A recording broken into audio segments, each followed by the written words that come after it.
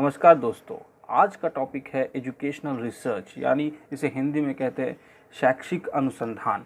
इससे नाम से ही पता चल जाता है कि ये है क्या। ये एजुकेशन के साथ डील करता है। मतलब यहाँ पे हमें समझना पड़ेगा कि ये एक्चुअली एक पार्ट है रिसर्च एप्टीट्यूड से। ठीक है, तो जो लोग रिसर्च एप्टीट्यूड्स पढ़ रहे हैं तो उनके लिए ये फ़ायदेमंद होगा, और जो लोग नेट का एग्ज़ाम दे रहे हैं उनके लिए ये फ़ायदेमंद होगा, और स्पेशली उनके लिए जो पेपर 1 का प्रिपरेशन कर रहे हैं। तो हमारे चैनल के साथ आप बने रहिए, आपको पेपर 1 से रिलेटेड और इंग्लिश के लिए पेपर 2 से रिलेटेड बहुत सारी वीडियोस मिल जाएगी। शुरू करते हैं एजुकेशनल रिसर्च। इस रिसर्च में एजुकेशन से जुड़े बहुत सारे फील्ड को डिटेक्ट किया जाता है, समझा जाता है, फिर उस पर काम किया जाता है, अनुसंधान किया जाता है। विशेष रूप से ये शिक्षा के क्षेत्र में किया जाता है। इसके अंतर्गत student learning, teacher method, teaching training, classroom dynamics, ये सब आते हैं। अब आप लोग सोच रहे होंगे कि क्लासरूम डायनामिक जो है वो क्या है। क्लासरूम डायनामिक वो है जिसमें जो टीचर और स्टूडेंट क्लासरूम में एक दूसरे के साथ किस तरह से कम्युनिकेट करते हैं, मतलब एक माहौल बनाना। टीचर की जिम्मेदारी होती है कि स्टूडेंट उन पर ध्यान दे।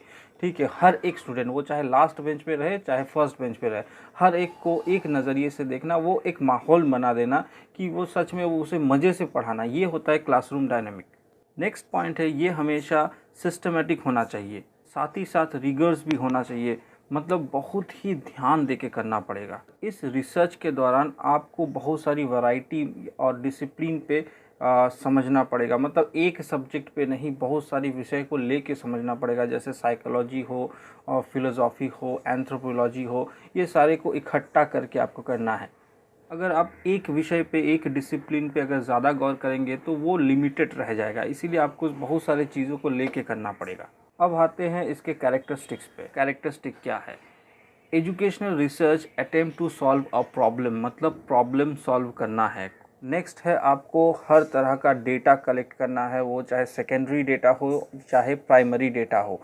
मतलब हर जगह से आपको डेटा कलेक्ट करना पड़ेगा। लोग सोच रहे होंगे कि सेकेंडरी और प्राइमरी डेटा क्या है। प्राइमरी डेटा मतलब तो आप लोग समझते होंगे। प्राइमरी डेटा और सेकेंडरी डेटा में अंतर होता है कि एक डेटा जो हमें पहले से ही सोर्सेज के द्वारा मिल जाता है, और जो दूसरा, मतलब पहला ये प्राइमरी, और सेकेंडरी डेटा वो होता है जो डेटा हमें बाहर से मिल सकता है। मतलब सोच लीजिए, स्कूल के इंस्टीट्यूशन से आपको डेटा मिल रहा है, या हमारे शिक्षा नीतियों से डेटा मिल रहा है, और कुछ डेटा जो है हमारा खुद ब खुद हमें प्राप्त होता है या फिर इंटरनेट में मिल सकता है। ये होता है सेकेंडरी डेटा। इसके साथ साथ आपको ऑब्जर्वेशन भी करना पड़ेगा, एक्सपीरियंस करना पड़ेगा खुद ब खुद, तभी होगा ये रिसर्च। और रिसर्च डिज़ाइन बढ़िया से होना चाहिए, एकदम आपको सीक्वेंस वाइज करना पड़ेगा। और इसके साथ साथ जो हर रिसर्च में होता है कि वो फील्ड वर्क का होना ज़रूरी है। इसमें सही मेथडोलॉजी होना चाहिए, स्किल होना चाहिए, और साथ ही साथ एनालाइजिंग द डेटा, मतलब डेटा आपको इम्पॉर्टेंट रखता है, बहुत इंपॉर्टेंट काम करता है डेटा। और साथ ही साथ अनबायस्ड, आप किसी एक तरफ से अपने इमेजिनेशन से, अपने झुकाव से नहीं कह सकते। आपको जो अच्छा लगता है वो सही, ऐसा आप नहीं कह सकते। वो अनबायस्ड होना चाहिए। और जिनको अनबायस्ड या बायस्ड का मतलब नहीं पता, उन्हें बता देता हूँ, आजकल का न्यूज़ चैनल, सीधी बात, वो एक ही पार्टी का गुण गाता रहता है, तो आप समझ जाइए वो बायस्ड है। और जो नहीं है, जो दोनों पक्षों को समान रूप से देता है, असली डेटा दिखाता है, वही होता है अनबायस्ड। तो आपको भी रिसर्च के वक्त अनबायस्ड होना पड़ेगा। नेक्स्ट है कि आप रिसर्च करते वक्त जल्दबाजी मत कीजिए, जल्दबाजी में काम बिगड़ जाएगा। आपने जितने भी सारे कलेक्शन किए हैं उनको केयरफुली रिकॉर्ड में रखिए। रिकॉर्ड में रखने का मतलब है कि रिकॉर्ड करके मत रखिए, रिकॉर्ड में रखना मतलब अपने डेटा को संभाल के रखिए। ये रिसर्च का इम्पॉर्टेंट पार्ट है, वो कह देता हूँ, वो है साइंटिफिक मेथड।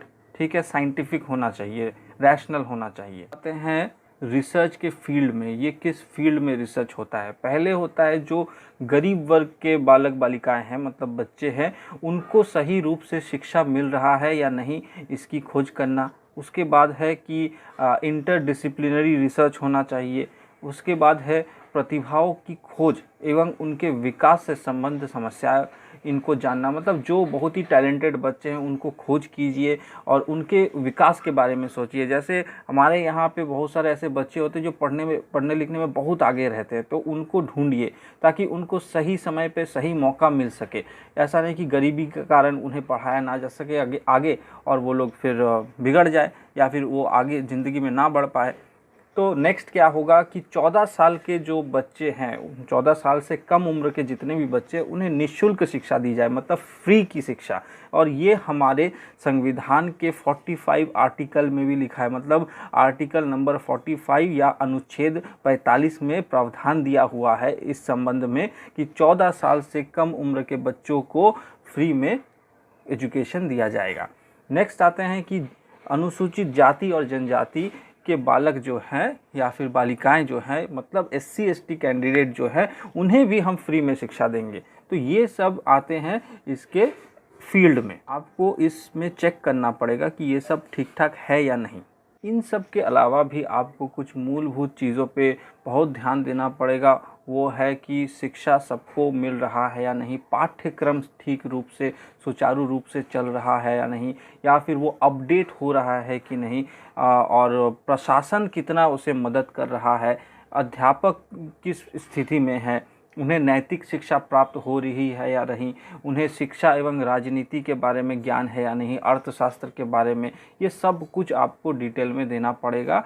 तभी आप कहलाएंगे कि आपने रिसर्च किया है। मतलब यह होता है एजुकेशनल रिसर्च। तो इन सब का एक रिज़ल्ट निकलता है। वो रिज़ल्ट क्या होता है, एक अच्छा एजुकेशनल सिस्टम बन जाता है देश में, जगह किसी भी स्थान में। तो ये इन सब चीज़ों के करने के पीछे का मूल उद्देश्य क्या है, ताकि हमारा जो एजुकेशन सिस्टम है वो बेहतर से बेहतर होता जाए, देश डेवलप करे। ठीक है, तो धन्यवाद दोस्तों। इसी के साथ आप लोगों से विदा लूँगा, मगर पहले मैं ये ज़रूर कहूँगा कि हमारे चैनल को सब्सक्राइब कर दीजिए, लाइक कीजिए, शेयर कीजिए, कमेंट कीजिए। और जो नेट की तैयारियाँ कर रहे हैं उनके लिए बेस्ट ऑफ लक।